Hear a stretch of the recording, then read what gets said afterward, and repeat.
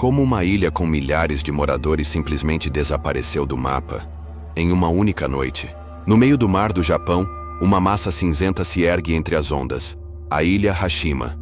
De longe, parece um navio de guerra fantasma, abandonado à deriva. Mas aquilo é concreto puro, bruto, empilhado em forma de prédios apertados. Hashima, também chamada de Gunkanjima, foi lar de mais de 5.000 pessoas. Hoje é apenas uma carcaça vazia. Uma cidade onde ninguém mora, mas tudo ainda parece habitado. Hashima foi construída em torno de uma mina de carvão no fundo do mar. A Mitsubishi comprou a ilha em 1890, e pouco a pouco, ela foi se transformando numa colmeia urbana. Prédios de 9 andares, escolas, hospitais e até salões de karaokê foram erguidos ali. Tudo para sustentar os trabalhadores da mina, muitos deles forçados, vivendo sob condições brutais. Nos anos 50, Hashima era o lugar mais densamente povoado do planeta. Imagine mais de 5.000 pessoas vivendo em um espaço do tamanho de 3 campos de futebol. Crianças jogando bola no terraço, mães pendurando roupas entre os corredores, rádios, tocando alto. Um cotidiano vibrante em meio ao isolamento total. E mesmo assim, todos pareciam ignorar o risco crescente de desastre.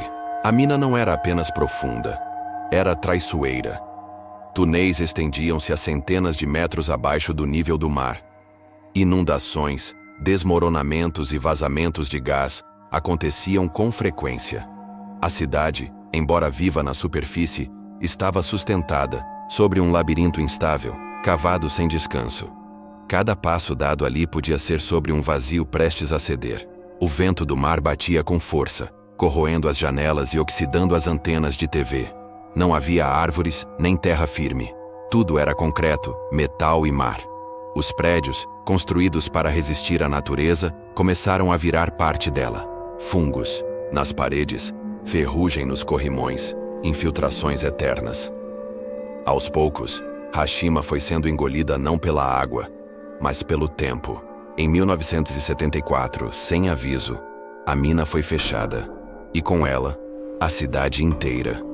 Em questão de dias, todos os moradores foram evacuados, sem cerimônias, sem despedidas. Geladeiras com comida, brinquedos no chão, roupas ainda nos varais. Hashima foi deixada, como estava, como se o tempo tivesse parado numa terça-feira qualquer. Um silêncio denso substituiu o som das vozes. Por anos, ninguém ousou voltar. O governo isolou a ilha, declarando-a perigosa. Alguns dizem que os túneis desabaram, outros que havia algo mais. Os que viveram lá falam pouco, como se tivessem feito um pacto. Mas a sensação é a mesma, entre todos que visitam. Ali, o abandono tem olhos. Hashima não está apenas vazia, está à espera. Hoje, a ilha é aberta ao turismo, mas apenas uma parte está acessível. O resto continua selado, como se guardasse algo que não deve ser revelado. Câmeras de documentários captaram sombras inexplicáveis, vozes distantes, ecos que não combinam com o ambiente. Hashima é um esqueleto urbano, mas também um fantasma de concreto. E os fantasmas não gostam de ser acordados. O som constante dos trilhos de metal vibrando sob a terra tornava-se parte da rotina. Crianças brincavam nos telhados, alheias ao que havia abaixo. Mas não demorou para que surgissem histórias de pessoas desaparecendo sem explicação. Algumas, mães começaram a trancar as portas mesmo de dia, jurando ouvir sons metálicos vindos dos porões. As galerias subterrâneas de Hashima formavam uma teia invisível, onde o concreto tremia como um organismo vivo. Um antigo mineiro, já aposentado, dizia que certas passagens haviam sido lacradas por medo, não por segurança. Há coisas que não devem ser vistas, murmurava sempre que passava perto dos túneis. Uma noite, um garoto sumiu após brincar no quintal. A vila entrou em pânico. Buscaram nos becos por entre as ruínas da escola e nas escadas dos prédios abandonados. Mas nada. Foi então que o velho mineiro alertou. Ele foi levado pelo eco. Ninguém entendeu, mas algo naquela frase gelou a espinha de todos. Com o tempo, boatos se espalharam. Alguns diziam ter visto luzes movendo-se sob os pisos rachados. Outros escutavam sussurros em idiomas estranhos ao encostar o ouvido nas paredes. As estruturas pareciam vivas, respirando com um sopro seco e quente, como se a ilha escondesse um pulmão ancestral. A mina de carvão era agora um labirinto de sombras. Antigos trilhos levavam ao nada, e vãos desconhecidos se abriam sob pés desavisados. Um grupo de jovens decidiu explorar um desses corredores numa noite de tempestade. Apenas 2 voltaram, em silêncio, com os olhos esbugalhados e os cabelos cobertos de fuligem. Não era humano, disse um deles dias depois num delírio febril. Aquilo rastejava pelas paredes, sussurrando o nome dele. O outro nunca falou. Apenas desenhava túneis, portas fechadas e olhos sem pálpebras. Seus pais o tiraram da ilha no mês seguinte. Nunca mais retornaram. Alguns antigos moradores começaram a pintar símbolos nas paredes.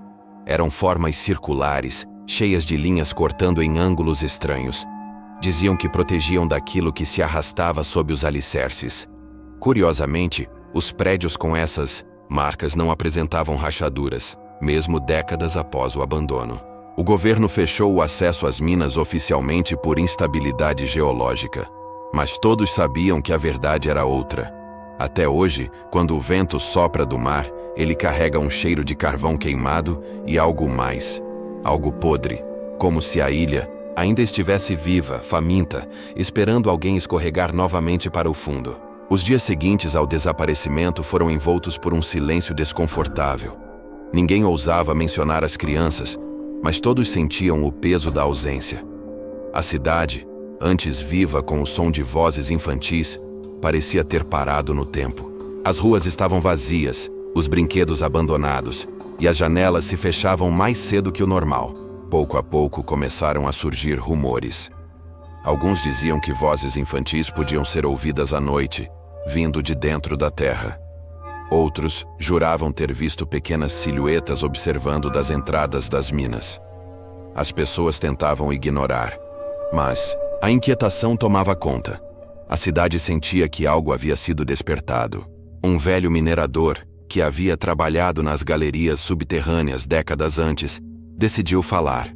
Reuniu os moradores na praça e contou sobre corredores que nunca deveriam ser abertos. Disse que abaixo da cidade havia passagens mais antigas que as minas, túneis que já estavam ali antes de tudo. Ele alertou. Eles não são como nós. As autoridades, pressionadas pelo medo coletivo, decidiram selar as entradas restantes das galerias.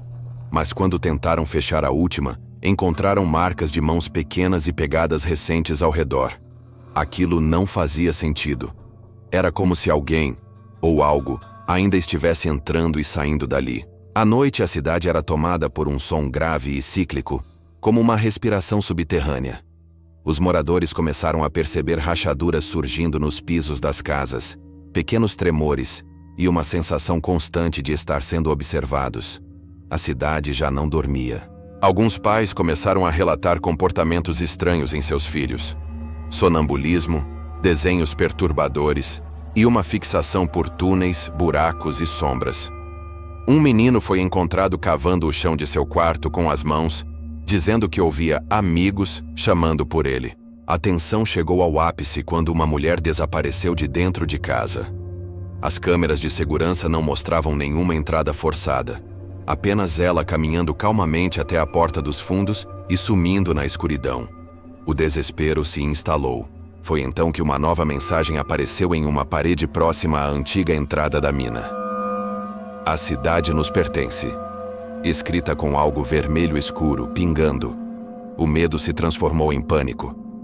A cidade, aos poucos, se rendia ao inevitável. Eles estavam voltando. A cada noite, os ruídos ficavam mais fortes.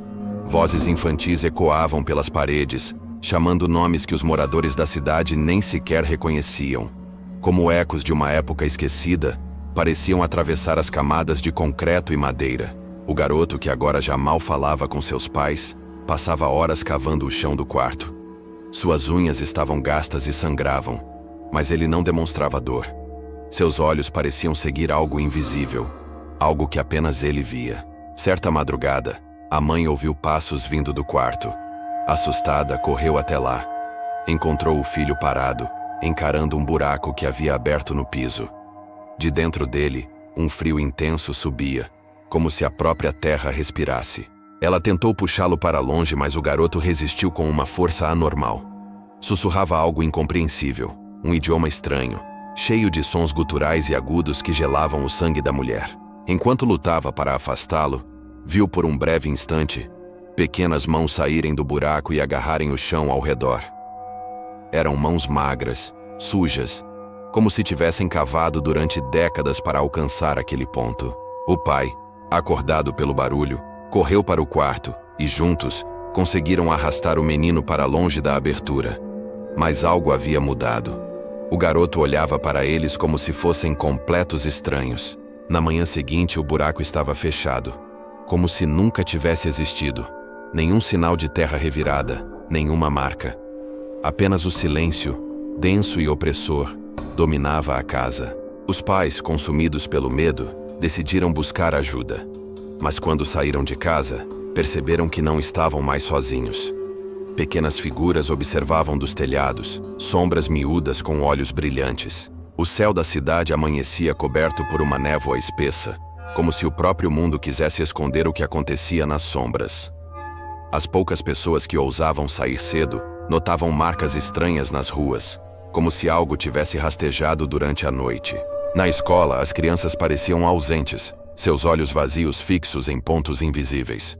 Professores tentavam manter a normalidade, mas o desconforto era palpável, como se a sala de aula estivesse infestada por algo invisível. As escavações improvisadas nos quintais aumentaram, com buracos profundos surgindo da noite para o dia. Ninguém via quem cavava, mas todos sabiam que não era natural. Sons de arranhões ecoavam pelas paredes à noite, cada vez mais altos e insistentes, como se algo tentasse atravessar de outro mundo para o nosso. O grupo de moradores que tentava entender o fenômeno encontrou no porão de uma antiga casa símbolos antigos riscados nas pedras, brilhando com uma luz doentia. Um diário antigo encontrado sob o assoalho falava de um pacto feito séculos atrás para proteger a cidade, mas que agora parecia ter sido quebrado. As ruas começaram a ruir em certos pontos, revelando cavernas e túneis cheios de ossos e objetos esquecidos pelo tempo, exalando um cheiro insuportável de podridão. Quando a noite caiu, os poucos que restaram viram silhuetas surgindo das crateras abertas, avançando em silêncio, guiadas por olhos brilhantes famintos por algo que ninguém mais podia dar.